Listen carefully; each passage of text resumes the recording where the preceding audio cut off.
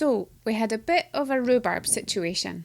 And by situation, I mean our rhubarb got a bit out of control. Our neighbour was incredibly generous and we found ourselves buried under more than 30 kilos of it. However, this looked like a delicious challenge to us. So we gave ourselves a mission. Turn this mountain of beautiful ruby red rhubarb into 5 incredible recipes that you can make at home. It was going to be a busy few days, but we knew it would be so worth it. Let's pick some rhubarb.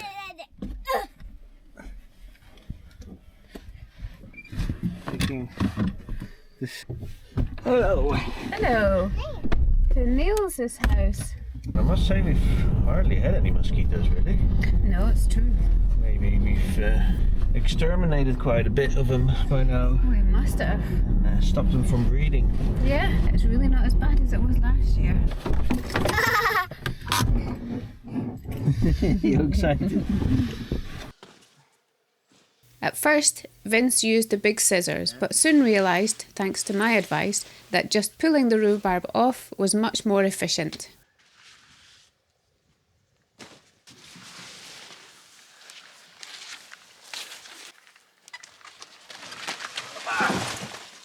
Wow, well, boot full of rhubarb. Yeah. Rhubarb, sorry. Rhubarb. Yeah, but that's the Swedish as well, and don't you say that?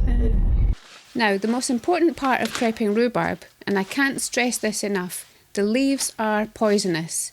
They have oxalic acid in them, so they must be cut off and discarded. We threw ours in the compost pile, where they can break down safely. Only the stalks are edible. Where do you even start with all this? We decided to begin with the biggest project first, rhubarb juice. This is a great way to use up a lot of rhubarb and get a taste of spring in the middle of winter. We decided to can it with a simple water bath method to make it shelf stable. First up was the prep. We gave all the stalks a thorough wash. Next, we chopped the stalks into roughly 1-inch pieces. You'll probably notice our rhubarb is a mix of colours, from deep red to a paler green. A lot of people think the redder the stalk, the sweeter it is. While the red ones can be a little sweeter, the colour doesn't really change the flavour much, so don't worry if yours is more on the green side.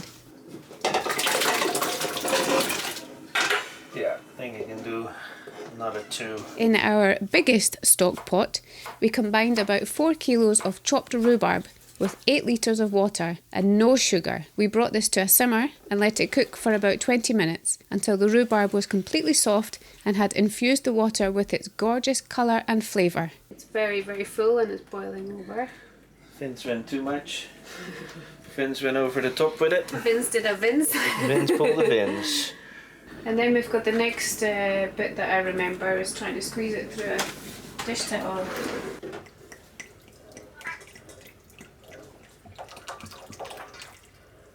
Once it was done, it was time to strain.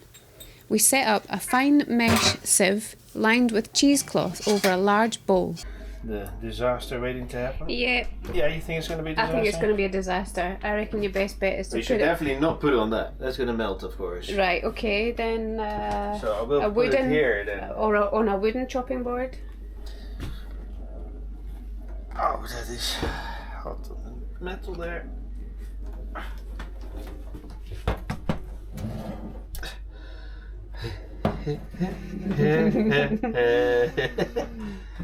Dodgy, just the way we like it.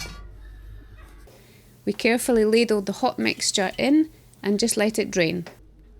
Pro tip, don't press on the solids if you want a crystal clear juice. And don't throw out the leftover pulp, it's still full of flavour. You can cook it down with more sugar to make a delicious fruit butter. I think it can hold all that. Is that big enough? Well, there's no bigger ones, is there? See, it's supposed to have to let it sit then for ages. Yeah. So I can... So yeah, for now, just do the sieve. Yeah? Yeah.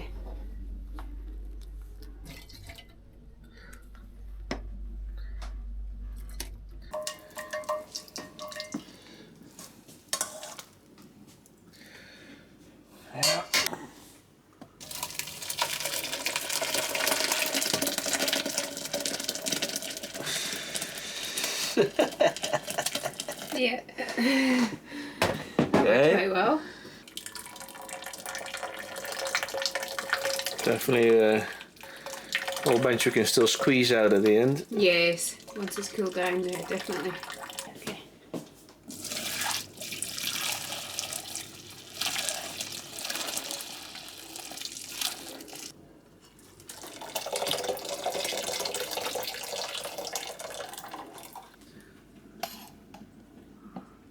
Same. It's got to be a bit less, surely. Oh, it is less. It's less. I'm just exaggerating as I usually do. Let's start pouring then. Now for the canning. This is how we save this beautiful pink juice for later. We had already sterilised our bottles in boiling water. We poured the hot juice into the hot jars, leaving about ½ inch of headspace.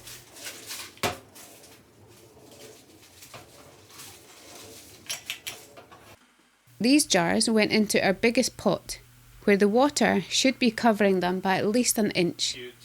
This is something we only found out afterwards, luckily enough before we did the rhubarb compote water bath canning. Next, we brought it to a rolling boil and processed them for 15 minutes. When the time was up, we carefully lifted them out and set them on a towel to cool, and then put them in the root cellar.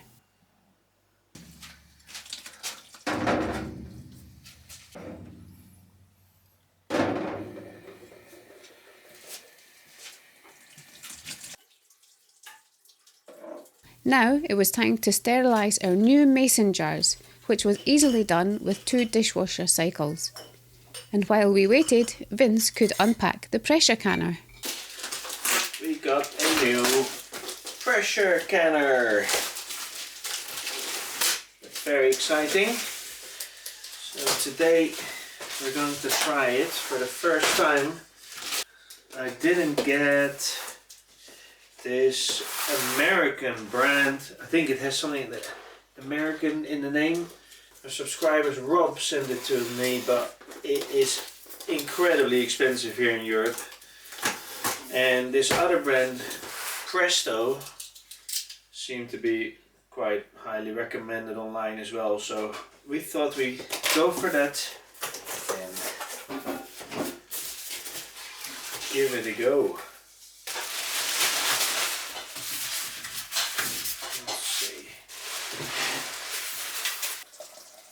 We still had litres of juice left to can, which we did incorrectly. Why is he that?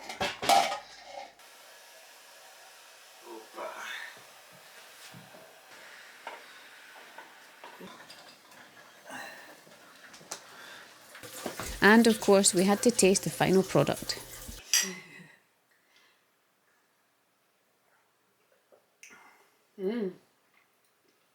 Very nice. Really not bad, is it, for just water and rhubarb? Yeah, it's nice warm. Yeah. Very refreshing.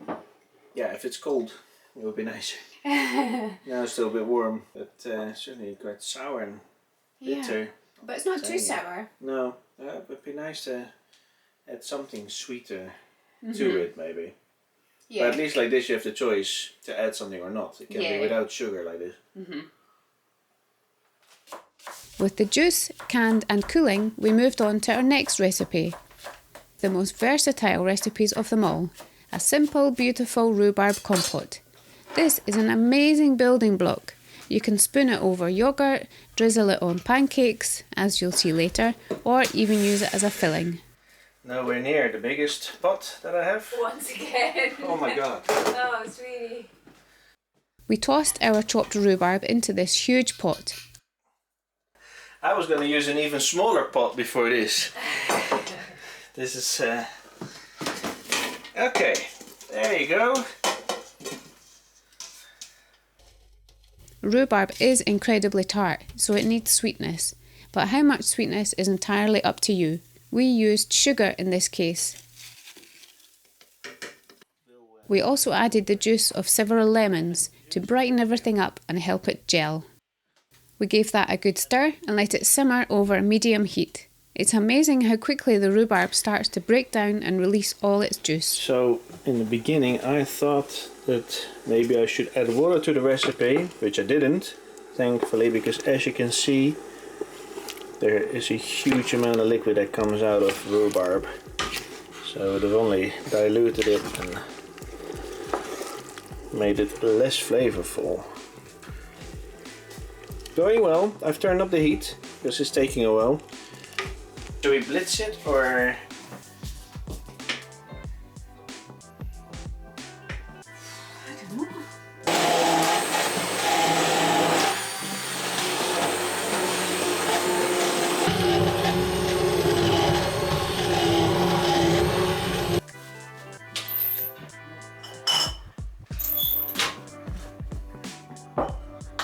Let's go.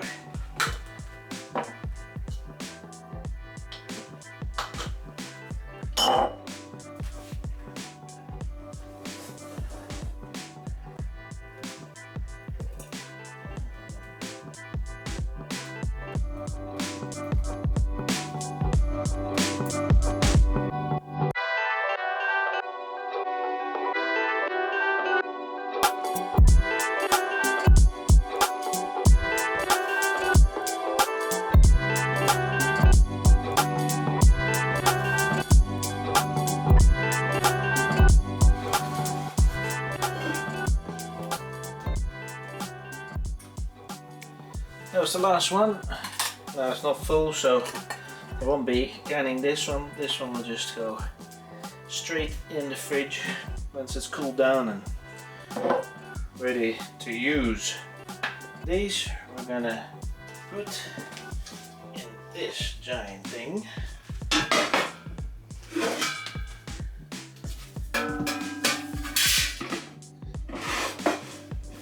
Right, this is definitely boiling now, so time to put these jars in it. And I realized what I did wrong with the juice, the rhubarb juice, is that I hadn't had them fully submerged in the water.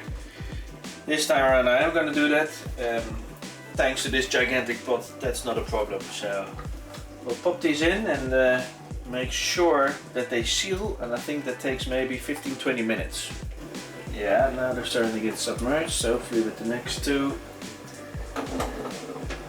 Yeah, okay.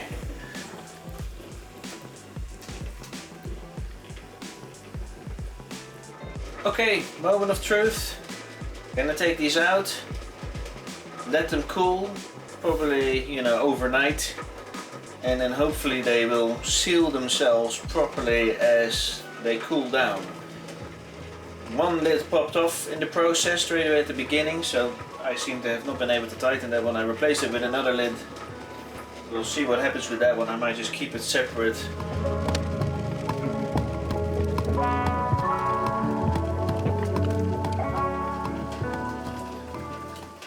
There you go.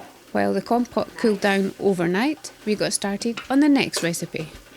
And what's a rhubarb harvest without a classic crumble, or a crisp depending on what you call it.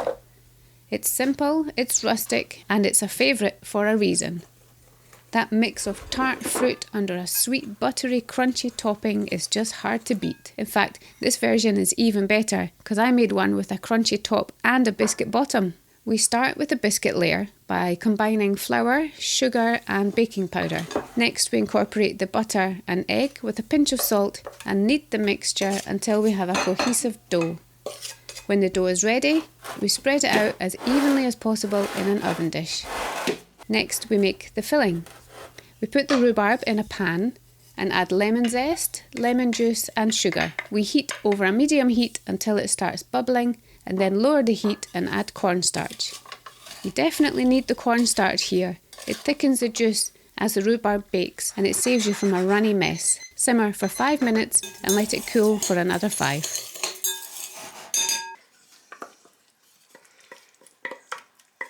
Now we pour the cooled rhubarb over the biscuit base and get started on our crumble topping.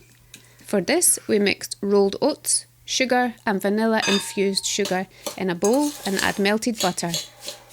Spread it out evenly over the rhubarb mixture and slap it in the oven at 200 degrees Celsius for about 20 to 25 minutes until the topping is nice and golden brown.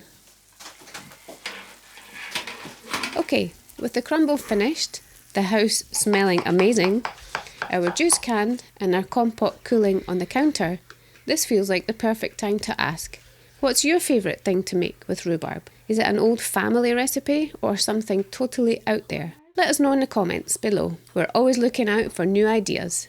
And hey, if you're enjoying watching us tackle this rhubarb project, don't forget to hit that like and subscribe button. 1 teaspoon. With the crumble finished and most of it in our bellies, it was time for another baked good. A nice and simple rhubarb loaf, perfect for making together with Amber, who started by buttering the tin and then adding some baking powder to the flour and mixed it well. You whisk that all together.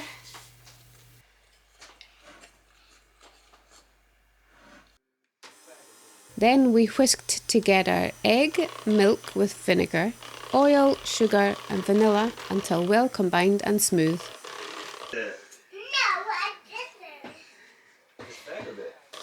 Afterwards, you finish by mixing in the flour, followed by the rhubarb tossed in flour, which prevents it from sinking to the bottom. Okay. All there's left to do is put it in the buttered tin and cook it in the oven until it's not black. Perhaps ours got taken a bit too far. We'd made a small dent in our rhubarb pile and we had just enough energy left for one last fun recipe, rhubarb muffins. They're a bit more delicate than a big cake and just perfect for sharing. I'm afraid I forgot the recipe to this one. You can blame it on the pregnancy brain.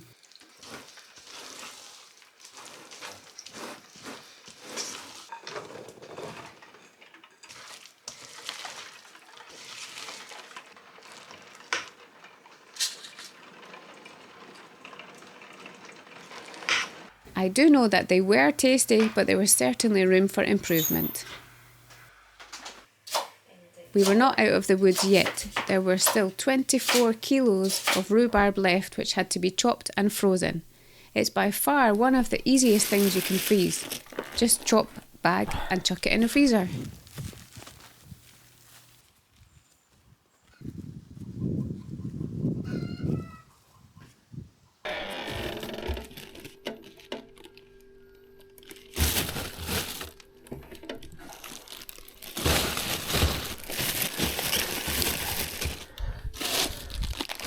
Too much.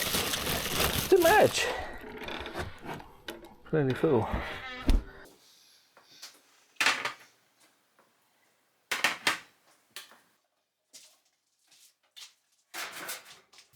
With the juice and compote safely stored in the root cellar, of course, a taste test was mandatory.